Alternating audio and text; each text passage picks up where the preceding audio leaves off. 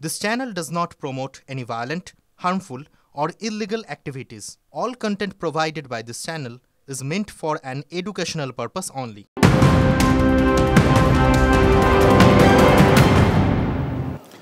নমস্কার, good morning. আরও একবার আপনাকে স্বাগত টিভি9 বাংলায়। আমি দীপ রয়েছি আপনার সঙ্গে। ঘড়িতে সময় বলছি সকাল 8টা, তার মানে সময় এখন 8টায় 8 রিপোর্টার এক্সক্লুসিভে। আর শুরুতেই যে খবরের দিকে নজর রাখবো, শহরে ফিরলেন অভিষেক বন্দ্যোপাধ্যায়। আসুন বিগওয়ালা আপনাকে দেখাই। শহরে ফিরলেন অভিষেক বন্দ্যোপাধ্যায়। সকালবেলাতেই 21শে জুলাইয়ের আগে শহরে ফিরলেন অভিষেক বন্দ্যোপাধ্যায়। 21শে জুলাইয়ের আগেই শহরে অভিষেক বন্দ্যোপাধ্যায়। 21শে জুলাইয়ের আগে কলকাতায় ফিরলেন তৃণমূলের নাম্বার 2 সহকর্মী রঞ্জিত রয়েছেন। রঞ্জিত, 21শে জুলাইয়ের আগে অভিষেক বন্দ্যোপাধ্যায় শহরে ফিরতেই রাজনৈতিক মহলে জল্পনা শুরু হয়ে গেল। তাহলে কি 21শে জুলাইয়ের মঞ্চে মমতা বন্দ্যোপাধ্যায়ের পাশেই দেখা যাবে তার সেকেন্ড ইন কমান্ডকে? একদমই, দেখো, রাজ্যে ফিরলেন তৃণমূলের সর্বভারতীয় সাধারণ সম্পাদক এবং তৃণমূলের second in command Abhishek Bandyopadhyay.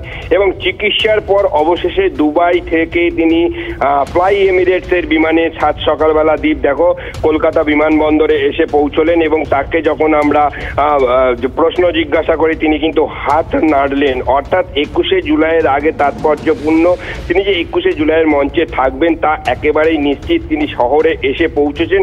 এবং সবথেকে গুরুত্বপূর্ণ ব্যাপার দ্বীপ দেখো, যে বিমানবন্দর থেকে যে গেট থেকে অর্থাৎ বেরিয়ে যাওয়ার কথা, কিন্তু সেই গেট থেকে বেরোননি তিনি, কিন্তু ওপরের 3C গেট অর্থাৎ ভিভিআইপি যে গেটটি ছিল, যেখান থেকে প্রস্থান অর্থাৎ এখান থেকে ভিন রাজ্যে যাওয়ার, ভিন দেশে যাওয়ার যে গেটটি ছিল, সেই গেট থেকে কিন্তু তিনি আগমন করলেন কলকাতায়।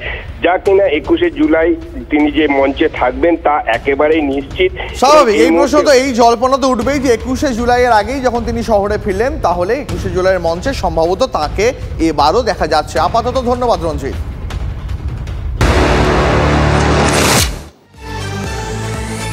চুল কিনতে গিয়ে 12 লক্ষ টাকা খুইয়েছিলেন নদিয়ার এক ব্যক্তি। সেই প্রতারণা মামলা তদন্ত করতে গিয়েই আরও একবার পুলিশের স্ক্যানারে আসে সাদ্দাম সর্দার। আর তারপর আপনাদের জানা, তারপর অভিযানে গিয়ে আক্রান্ত হয় পুলিশ। সেদিন পরিবারের সদস্যদের প্রতিরোধে পুলিশের হাত ফসকে যায় সাদ্দাম। পুলিশের নাগাল থেকে পালিয়ে মাছের ভেড়ির আলা ঘরে গা ঢাকা দিয়েছিল। গোপন সূত্রে খবর পেয়ে বুধবার গভীর রাতে চুপড়িঝরা এলাকায় অভিযান চালায় পুলিশ। কিছুক্ষণ লুকোচুরি খেলার পর ধরা পড়ে সাদ্দাম সর্দার। আপাতত সাদ্দামের 12 দিনের পুলিশ হেফাজতের নির্দেশ দিয়েছে বারুইপুর আদালত।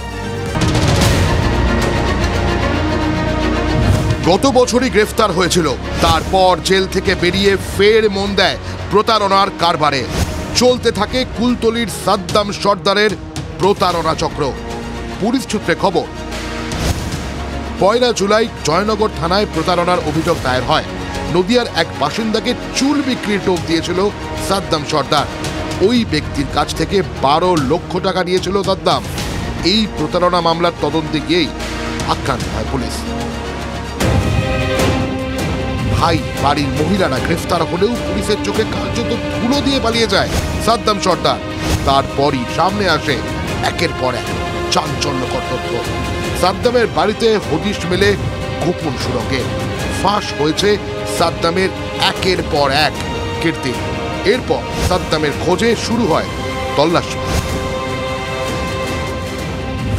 বুধবার মধ্যরাতে চুপড়িঝাড়া গ্রাম পঞ্চায়েত এলাকা থেকে গ্রেফতার করা হয় সাদ্দামকে।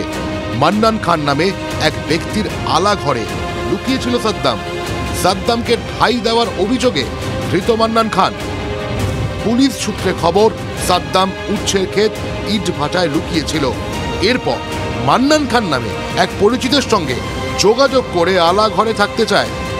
এই যে বাণিজ্যধল গ্রাম, একেবারে নিরিবিলি নির্জন, এই যে মেটো ভেড়ির মধ্যে এই যে আলাঘরটি রয়েছে, যে আলাঘরটি আমরা আমাদের ক্যামেরা পার্সনকে দেখাতে বলবো, যে এই আলাঘরের মধ্যে থেকেই পুলিশ গ্রেপ্তার করতে সমর্থ হয়েছে। আমরা দেখতে পাচ্ছি একদিকে যেমন মশারি খাটানো রয়েছে, এখানে খাবার রয়েছে, মশারির ধূপ রয়েছে, টর্চ লাইট রয়েছে, এবং রীতিমতো এই জায়গায় নিরাপদ আশ্রয় হিসেবেই কিন্তু সে নিজেকে এখানেই লুকিয়ে রেখেছিল কয়েকদিন ধরেই। সাদ্দামের বিরুদ্ধে একাধিক অভিযোগ রয়েছে পুলিশের কাছে। পুরনো নকল সোনা বিক্রি করার একটা এদের চক্রান্ত আছে। আর্টিফ্যাক্টস, পুরনো আর্টিফ্যাক্টস, বলবো এটা মুঘল জমানার আর্টিফ্যাক্টস, কিছু কয়েন্স, এইসব বিক্রি করে বিভিন্ন লোককে প্রলোভন দেখিয়ে এরা আসতো, ওখানে ডাকতো, ডেকে ওদের কাছ থেকে কিছু কিছু ক্ষেত্রে হয়তো এই মাল দিত, কিন্তু বেশিরভাগ যেটা দেখা যাচ্ছে এরা কিন্তু টাকা নিয়ে কিছু এদেরকে দিত না। পুলিশ সূত্রে জানা গেছে সাদ্দাম জাল নোটের কারবারের সঙ্গে যুক্ত। সাদ্দামের বিরুদ্ধে অস্ত্র আইন সহ 7টি মামলা রয়েছে। গত বছর অক্টোবরে লুটের অভিযোগে গ্রেফতার হয়। ব্যবসায়িক সূত্রে মান্নানের সঙ্গে সাদ্দামের পরিচয়। মান্নানের বিরুদ্ধেও খুনের অভিযোগ রয়েছে।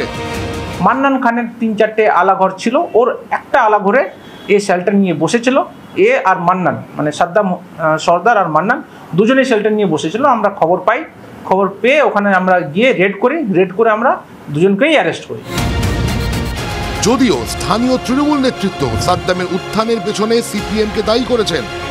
এই সমস্তর পিছনে রয়েছে সিপিএমের একটা রহস্যজনক হাত, এবং তারা বাম আমল থেকে এগুলো ঘটছে এবং দীর্ঘদিন ধরে এগুলো ঘটে চলেছে। কুলতলি থানার পুলিশ খবর পায় যে চুবড়িজাড়া অঞ্চলে সিপিএমের শুধু অঞ্চল কমিটির নেতা নয়, সক্রিয় সদস্য, প্রাক্তন বিধায়কের ছায়াসঙ্গী বলা যায়, তারই সঙ্গে চলে, এবং তার আলায় থেকে খবর পেয়ে পুলিশ সেখান থেকে গিয়ে তাকে ধরে নিয়ে আসে। এমনিতে সিপিএম নেই, কিন্তু অপরাধী অপরাধ করে ধরা পড়বে না, অথবা শেষে কেউ ধরা পড়বে, মুখ লুকোবার জন্য কাউকে না কাউকে সিপিএম বলে দাগিয়ে দেওয়ার কোনো মানে হয় না। সিপিএম নয়, সে তৃণমূল।